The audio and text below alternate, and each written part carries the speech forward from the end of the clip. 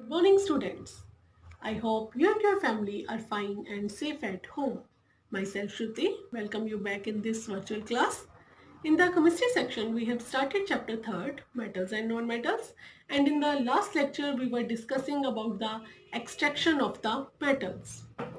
And we have learned that the metals that are present in the middle of the reactivity series, they can be extracted by using the method of roasting as well as calcination and then reduction, in which we use any of the reducing agents. It can be carbon, carbon monoxide or hydrogen. And the metals that are present in the low position in the reactivity series can be extracted by heating. So today we will learn how the metals that are present in the top of the reactivity series are extracted.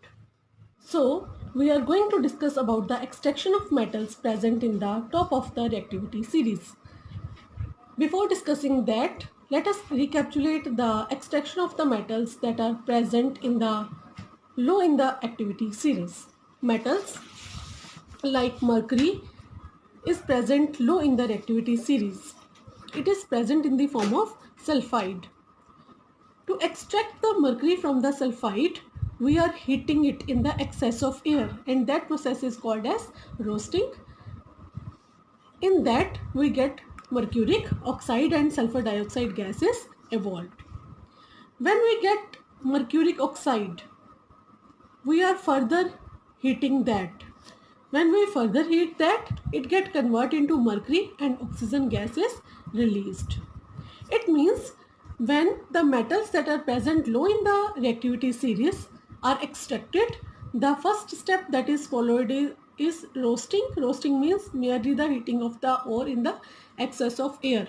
And the second step is reduction. That reduction is also done by heating only, because these metals are less reactive and they can be converted into the metals by heating only.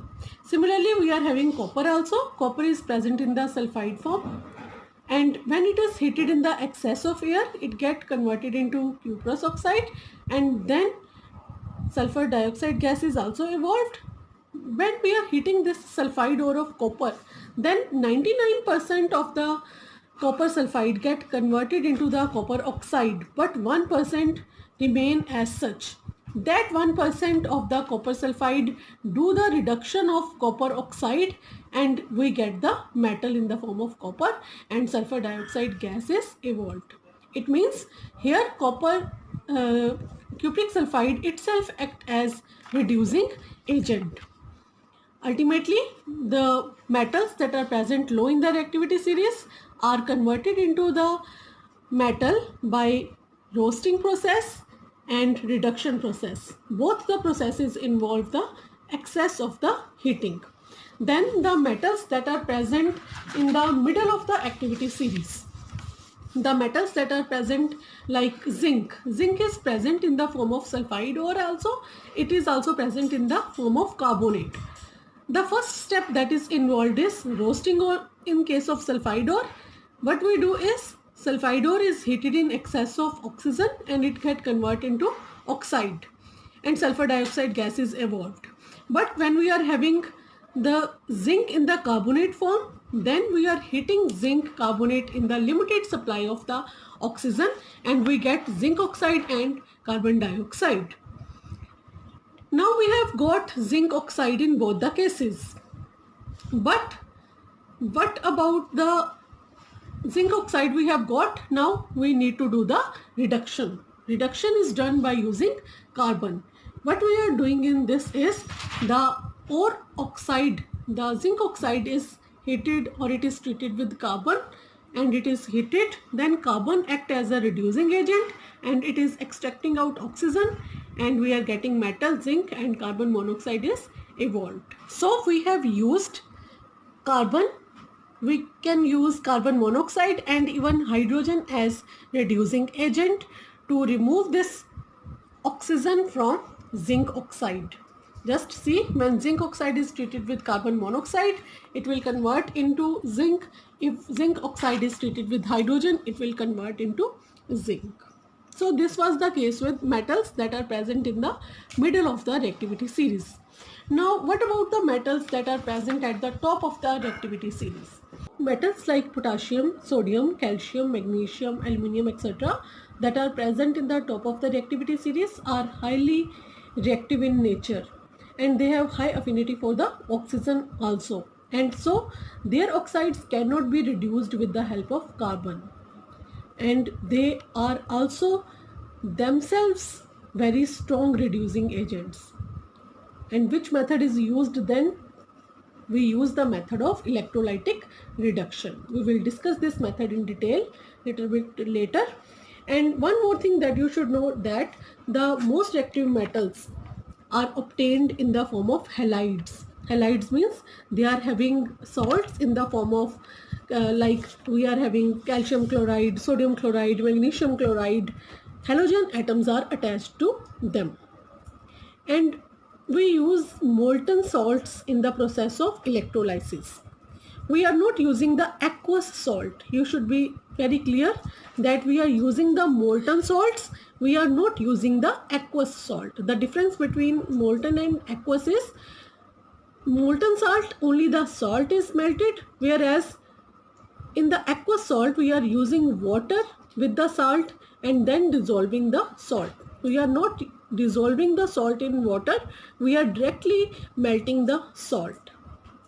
And if what would happen if we will use aqueous salt? In that the water if will be involved, then hydronium ions and hydroxyl ions will also be released, and that can make the process little bit complicated, and it will be difficult to extract out metal from the respective ore. And sodium is the example that we are going to discuss in the process of electrolytic reduction. Sodium is isolated from the molten chloride by carrying out electrolysis. Electrolysis means we will pass the electric current through the melted sodium chloride, and we will get sodium. This is the complete chemical reaction that is taking place in the process of electrolysis. Sodium chloride is melted at about 800 degrees Celsius, and we are getting sodium and chlorine gas. Let us discuss this process in detail. What happens is, now we are having this diagram.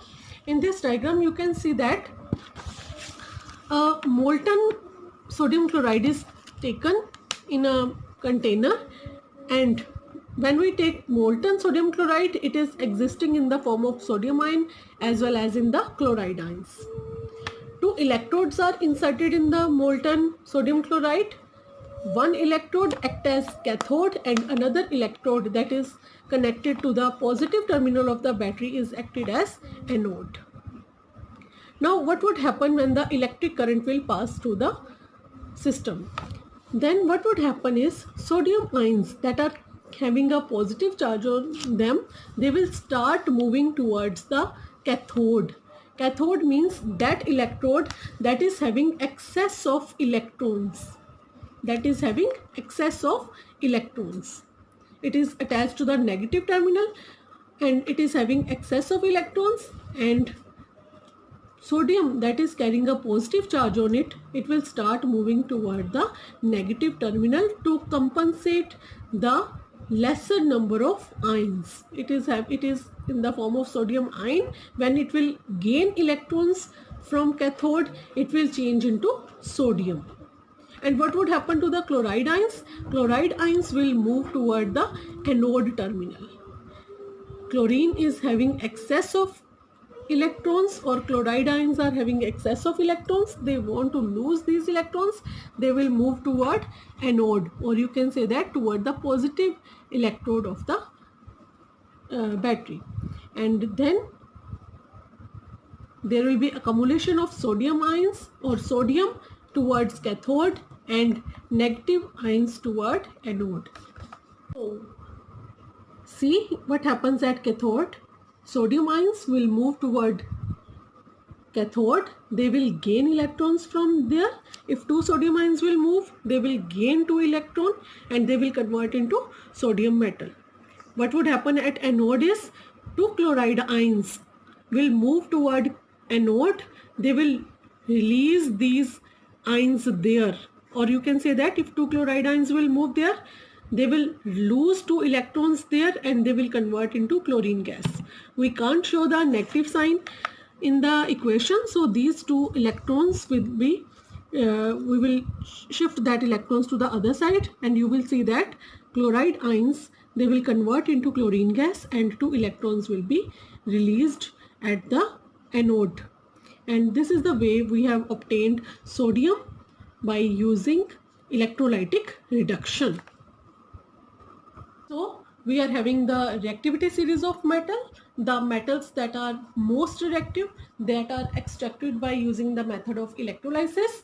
The moderately reactive metals are extracted by using the carbon reduction, and then the least reactive metals that can be extracted by heating directly in air.